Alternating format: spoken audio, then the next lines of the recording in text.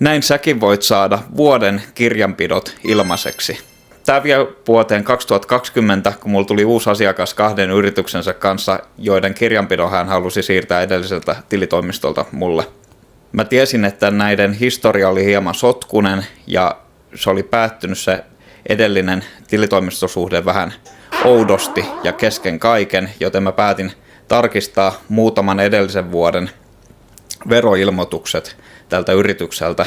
Ja huomasinkin siellä ainakin 3 vuodella erilaisia virheitä, jotka sitten johti siihen, että yritys oli maksanut useamman 1000 euroa liikaa veroja monen vuoden aikana. Veroilmoitukset korjattiin ja asiakas sai veronpalautusta useamman 1000 euroa, jolla hän sitten kustansi meidän yli vuoden kirjanpitokustannukset. Tämä oli ääriesimerkki, mutta tämä oli yksi hyvä esimerkki kuitenkin siitä, kuinka laadukas kirjanpito ja taloushallinto voi säästää selviä euroja.